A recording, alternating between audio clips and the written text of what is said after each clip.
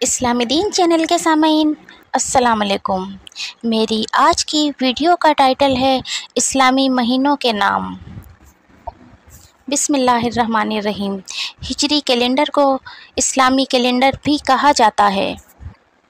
اسلامی سال کا پہلا مہینہ ہے محرم، اسے محرم الحرام بھی کہا جاتا ہے۔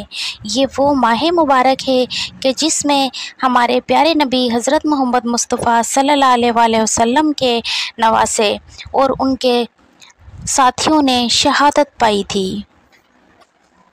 دوسرا ماہ مبارک ہے صفر، اسے صفر المظفر بھی کہا جاتا ہے۔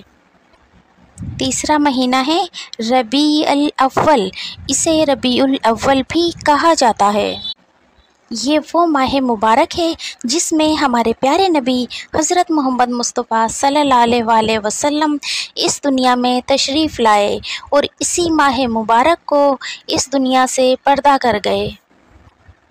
چوتھا ماہ مبارک ہے ربیع الثانی، اسے ربیع الثانی بھی کہا جاتا ہے اور ربیع الآخر بھی کہا جاتا ہے۔ پانچواں ماہ مبارک ہے جمادی الاولیٰ، اسے جمادی الاول، جمادی الآخر۔ چھٹا ماہ مبارک ہے جمادی الثانی، اسے جمادی الآخرہ، جمادی الآخری، جمادی الثانی کہا جاتا ہے۔ ساتواں ماہ مبارک ہے رجب، رجب المرجب۔ یہ وہ ماہ مبارک ہے جسے عام زبان میں کنڈوں کا چاند بھی کہا جاتا ہے۔ آٹھواں ماہ مبارک ہے شعبان، شعبان المعظم۔ یہ وہ ماہ مبارک ہے جس میں شب برات منائی جاتی ہے۔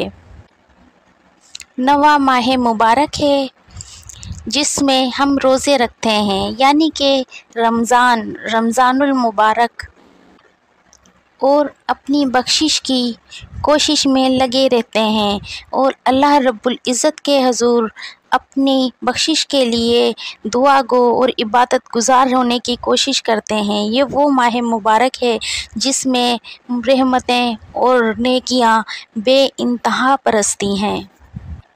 10واں ماہ مبارک ہے شوال، شوال وہ ماہ مبارک ہے جس میں ہم عید مناتے ہیں۔ اس چاند کو شوال المکرم بھی کہا جاتا ہے، یعنی کہ یہ وہ ماہ مبارک ہے جس میں عید الفطر منائی جاتی ہے۔ 11واں ماہ مبارک ہے ذوالقعدہ، یعنی کہ ذوالقعد، ذیقعد وغیرہ وغیرہ اس کے نام ہیں۔